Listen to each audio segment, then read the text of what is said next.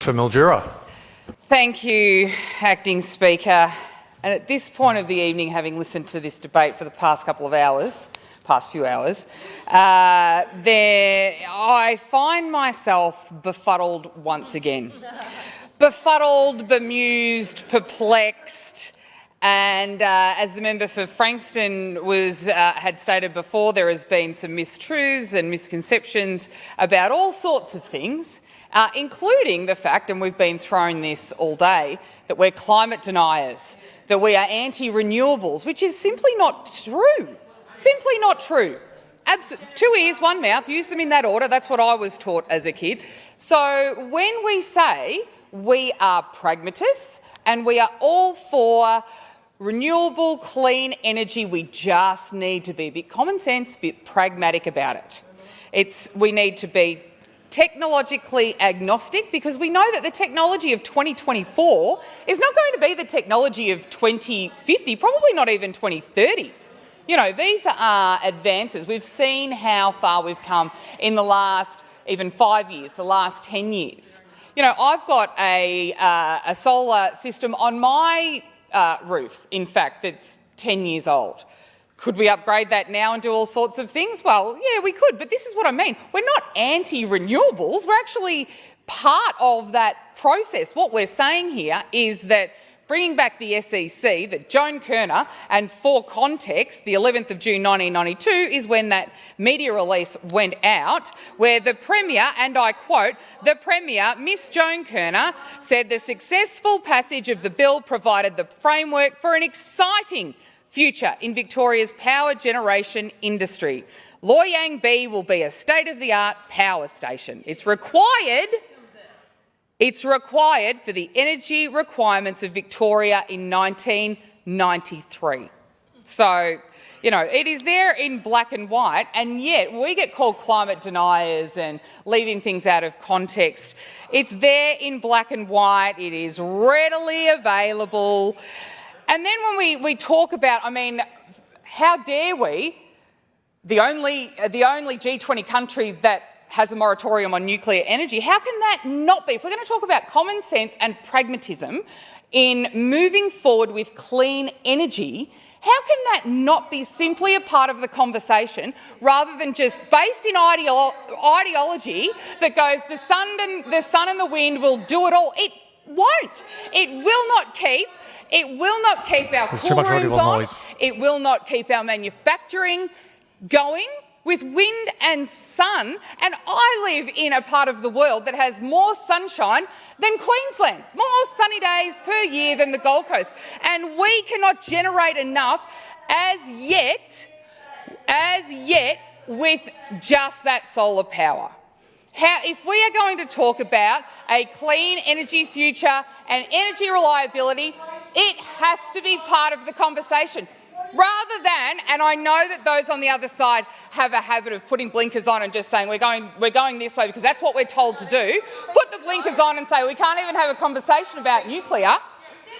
Well, so what do we do then? In 20 years, we will still be having this conversation when we know, like I said, if we're technologically agnostic, we know that there is, or at least there is the basis here to have a sensible conversation about small modular nuclear reactors. Not the big old ones that they scaremonger about Chernobyl and Japan, and we are the only G20 country that does have a moratorium on nuclear, that we just go, no, we're not doing that at all. We look at the rest of the world and go, you're all doing it wrong. We'll survive with offshore wind and we'll survive with sun. Well, then we may as well. How are we going to produce food? How are we going to keep it cold? The processes that are involved that we need energy reliability for mean that we actually need to make it part of the conversation. That's all we're saying. We're not saying go and put a nuclear reactor in Dunkley. No one's saying that. What we're saying is it just needs to be part of the conversation. Simple, common sense. Happy to have one in Mildura. We've got loads of solar farms already. We are for small modular nuclear reactors.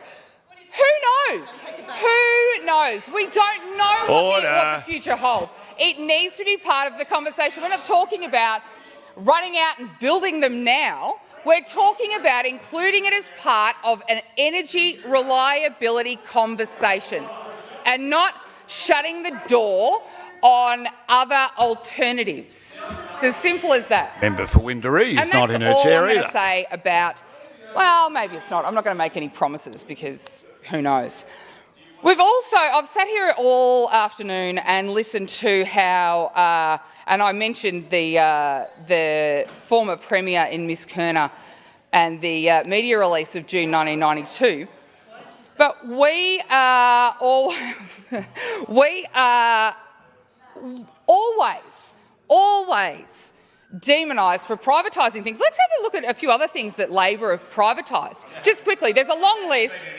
No, it's okay when Labor does it, but when we do it, we're all about looking at. So what else have they privatised? The State Bank, sold it to Keating, then flogged it off as the Commonwealth Bank. Gillard sold the last of Telstra. And recently, Vic Roads. Vic Roads? Partial? Yeah, here, very recently. The partial sell-off of privatisation of Vic Roads. Port of Melbourne, there is... So again, it's one of those things that those on the other side like to have a dig at us about, but there is a long list that seems to be conveniently ignored every time we have this conversation. If members want to have chats, they can do it outside. We will, we could talk about that again. But what I'm saying is when we talk about nuclear, when we talk about the SEC, and I said it before, 2 ears, 1 mouth, use them in that order. We need to be listening to the people who actually know. Not listening to mates you want to give jobs to. Member for Narrabeen sat here earlier today and he explained how in 1989 he became an apprentice of the SEC as a fitter and turner. Did he finish that apprenticeship? No, he didn't.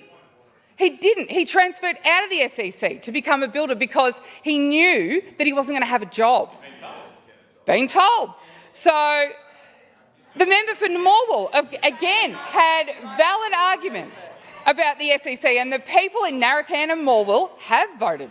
We have members for Morwell and Narrabeen on this side of the chamber. So what I'm saying is that we need to listen to the people with experience, the people with just the right, and this goes for everything. Start listening to the right people, start talking to the right people, and start having a common sense approach to this rather than just a virtue signalling ideological solution to moving forward and bringing back the SEC.